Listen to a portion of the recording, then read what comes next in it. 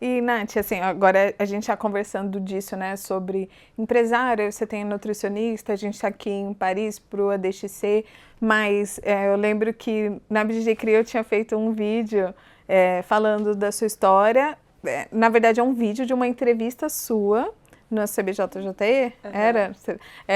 Você de faixa roxa falando que você não tinha patrocínio, e quando eu vi, eu me emocionei com o vídeo, eu falei, caramba, ela tá falando isso e olha onde ela chegou.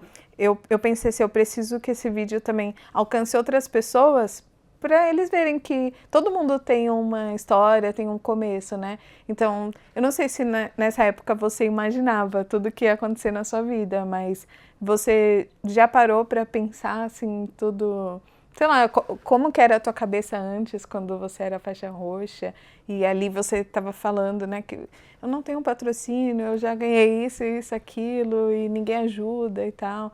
Como que é para você hoje olhar para trás e ver tudo que passou? Cara, assim, às vezes a gente esquece, né, do processo, de tudo aquilo que você passou, mas é um testemunho, né, porque é o que eu falo para as pessoas, eu vejo a mão de Deus em cada detalhe.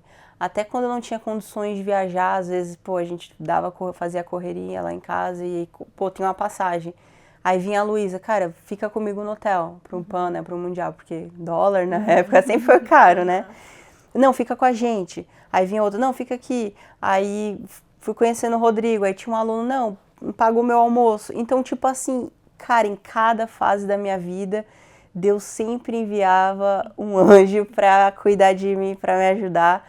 E hoje em dia eu vejo isso, né? Tipo assim, então olhar pra trás e ver tudo que eu passei, todo o sacrifício, todo o esforço, até questão de conseguir ir pra academia treinar, porque eu morava muito longe lá do Cícero. Eu realmente vejo que hoje em dia tá muito fácil e as pessoas ainda reclamam. Mas assim, eu acho que a gente que, né, um pouquinho mais antiga assim, a gente passou por cada processo, por cada coisa assim, de não ter patrocínio, de não ter apoio, de pessoas não acreditar que o esporte poderia te levar em algum lugar. E hoje eu moro nos Estados Unidos, a gente tem a nossa academia, a gente tem tudo aquilo que a gente sempre sonhou em ter, que a gente não tinha condições no Brasil. Hoje em dia, pô, o simples de eu chegar num restaurante e poder comer o que eu quiser, porque eu tenho condições de pagar aquilo. Mas não era a minha realidade, às vezes a gente tinha que comer McDonald's, aquele lanche que era $1, porque era mais barato, sabe? Então, eu acho que isso é muito legal e não só isso, eu acho que abre os nossos olhos para tentar ajudar outras pessoas que também estão começando, quando chega, poxa, que só querem uma oportunidade, e aí você se vê naquela pessoa e fala, cara, eu passei por isso, então vamos ajudar, o que a gente pode fazer para ajudar, sabe? E isso que é legal. Então, hoje em dia, assim, olhando para trás, eu tenho muito orgulho da minha história. Sou muito grata por todas as pessoas que de alguma forma me ajudaram, fizeram eu chegar até onde eu cheguei. Gratidão é uma coisa que eu levo comigo para sempre. Então, por mais que essas pessoas não saibam, eu oro por elas, eu falo, Senhor, né, um dia elas me ajudaram, um dia eu precisei, que o Senhor continue abençoando, sabe? E que hoje, que eu possa ser essa pessoa que possa ajudar outras pessoas. Então, realmente é maravilhoso. E aquele vídeo, Karina, foi muito top. Tipo assim, a gente tinha ido fazer um passeio de boia. Aí, pô, sem celular, né? Sem internet.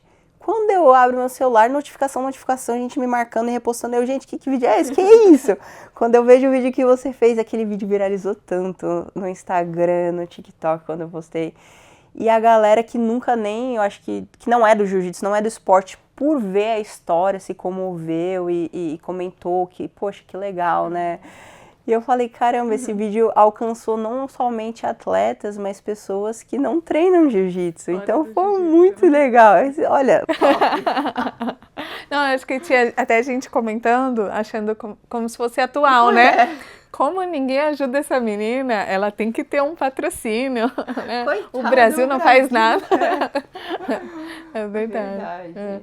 E aí, Nath, como que foi para você começar no jiu-jitsu? Porque, assim, hoje eu olho, é mais fácil uma criança se interessar pelo jiu-jitsu, por ver toda a exposição que tem, ou ver atletas, principalmente femininos, se dando bem, assim, conseguindo ter uma carreira mais estável no jiu-jitsu. Mas como que você começou assim no jiu-jitsu? Você teve uma inspiração, alguma coisa assim para você começar? Então, eu nunca tive uma inspiração de alguém da minha família que treinava, ou até mesmo por assistir, porque não era tão popular. Mas quando eu era criança, eu sempre fui gordinha, né? Sério? Eu sempre fui gordinha. E eu tinha muita bronquite, então vivia doente. E aí eu lembro que o médico falou pra minha mãe que era bom eu fazer um esporte e tal. Minha mãe sempre gostou da questão da luta. E aí, por um acaso, Sua mãe luta? Minha mãe não luta. Ela já fez uma aula de jiu-jitsu na vida dela, não gostou. Mas ela entende. Às vezes, quando eu vou lutar, manda mensagem pra falar como se soubesse, né? Super coach, das adversárias, disso, daquilo que eu tenho que fazer. Mas aí, por coincidência, a gente foi almoçar na casa de um amigo do meu padrasto. E ele falou, olha, o meu irmão tá dando aula de judô, vocês deveriam ir lá conhecer e tal.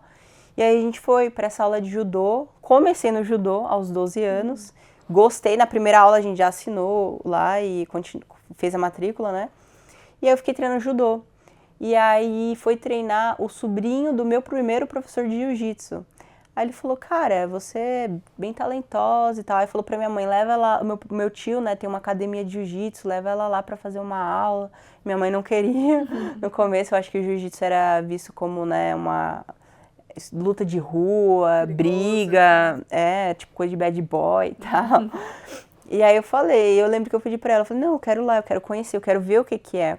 E quando a gente chegou lá, por incrível que pareça, eu achei mais disciplinado o jiu-jitsu do que o judô. Onde eu treinava judô era meio bagunçado.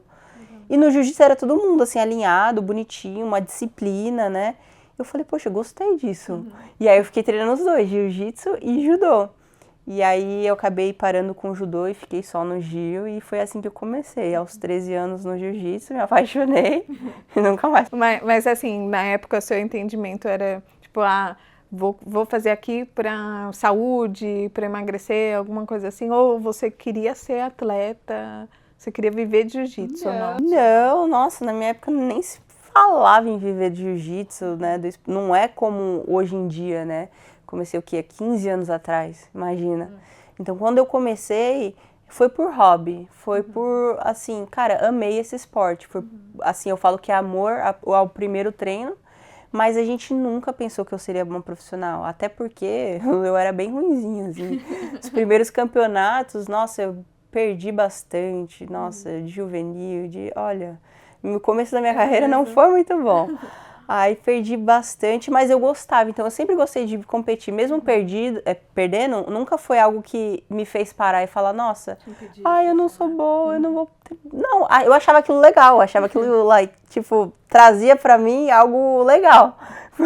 E eu gostava, então minha mãe me acompanhava, no Brasil minha mãe me acompanhava bastante nos campeonatos. Mas você trazia assim o sentimento de, eu vou ficar melhor que o próximo eu vou ganhar. Sempre, tipo assim, cara, eu preciso, no próximo eu vou ganhar dessa menina, assim, sabe?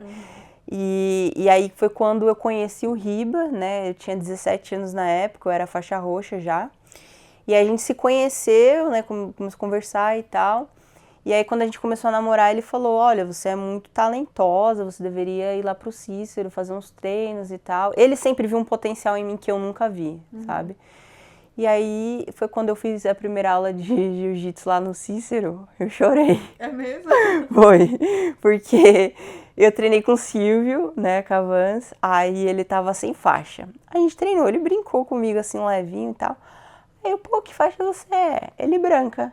Aí eu, não, tô falando sério, né, que faixa você é? Ele, branca. Eu não acreditei que ele era faixa branca. Aí eu fui treinar com outro menino, que o apelido dele era Tererê, faixa verde, 14 anos, uma criança. Eu já tinha 18, eu acho, faixa roxa. O menino me embolou, foi para minhas costas, me pegou, birimbolou. Aí eu, aquele ego, olhei assim pros meninos, pro Rio, não, ele me pegou porque eu tava cansada. Falei. Aí ele falou, então você descansa. Eu era roxa. E ele verde. Verde. Eu tinha esse eguinho, né? Aí, porque na minha primeira academia não era assim, não era essa realidade de eu, pô, apanhar por um faixa verde. Não era assim, sabe? Você batia em todo mundo nessa academia? Assim, Sim, ganhava? mais ou menos, ganhava. Eu treinava bem, sabe? E tinha uns meninos que me batia, claro, normal, mas não era algo assim, super natural, assim, nossa, sobrenatural, né? Era de boa. E aí, quando eu treinei de novo com o Tererê, eu descansei, um rola, treinei com ele de novo, ele me bateu de novo. Eu comecei a chorar. Aí eu lembro até hoje que eu não sei se foi o Silvio ou o Marcos, né, que os irmãos. Ele olhou pra mim e falou assim: "Você quer chorar aqui ou no campeonato?" Aí eu, aqui, ele, então continua. Então, tipo assim, daquele dia eu vi algo diferente naquela academia. Eu falei, nossa, todo mundo aqui treina intenso, todo mundo aqui tem um sonho através do jiu-jitsu. Todos esses meninos vieram de Manaus, ou sei lá da onde, e estão aqui por um sonho. E aquilo começou a alimentar em mim algo que eu nunca imaginei, sabe? E aí vinha o Riba, não, você é boa, talentosa, não sei o quê. Só que eu tava no último ano do ensino médio, prestes a fazer faculdade. Eu queria fazer arquitetura na época e mudou meus planos. A gente começou a namorar em julho. Em dezembro eu já tava no CIS e já não queria saber de faculdade. Aí eu lembro que eu falei pra minha mãe, né? Não, eu vou tirar um ano só pra mim, acabei de terminar a escola. Descansar. A desculpa, né? Treinar, a desculpa. Aí eu lembro que em poucos meses eu ganhei a seletiva de Abu Dhabi, que antes eles faziam a seletiva, né? O Trials. E aí eu ganhei lá em Gramado, de faixa roxa. Então foi o meu primeiro campeonato grande que eu tive um resultado bom. Fui para Abu Dhabi, fiquei em terceiro no Mundial de Abu Dhabi, perdi na decisão para campeã. E ali eu falei, cara, realmente eu tô indo bem, né?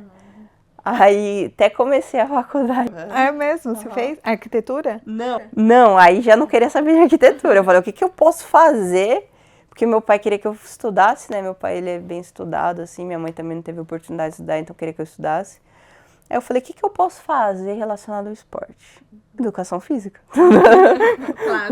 Clássico. Aí eu lembro que eu fiz a matrícula, tudo. Foi até morar com meu pai um tempo, porque ele morava do lado do Cícero, ali em São Caetano. Fiz lá o primeiro mês e tal. Sabe quando você viaja, assim, tipo, eu tô na aula, o professor tá falando, tudo tá acontecendo e eu tô com a mente lá no jiu-jitsu, doida pra sair pra ir treinar. Aí eu, voltava, tô na aula.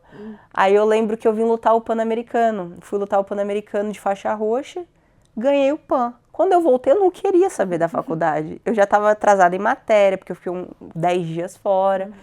Eu olhei assim e falei pro meu pai, cara, eu quero ser atleta. E eu só tenho o agora, porque a vida de atleta é curta. Então eu preciso me dedicar agora que eu sou nova. Eu falei, faculdade eu posso fazer depois de velha, se não der certo. Aí eu lembro que meu pai falou assim, até hoje eu lembro que ele falou assim, cara, eu vou te dar 3 ou 4 anos, que ele falou. Se em 3 ou em 4 anos não der certo, você vai voltar e você vai estudar. Eu falei, tá bom. Minha mãe também ficou neutra, né, apoiou assim. 3, 4 anos eu tava morando fora. Acho que foi até um incentivo, né? Eu vou fazer dar certo. Vai dar certo. Aí ganhei o primeiro World Pro lá em Abu Dhabi de marrom. Aí depois já ganhei o Mundial. E aí as coisas foram acontecendo. E aí eu falei assim, Riba, você dava certo. Eu acho que eu levo jeito.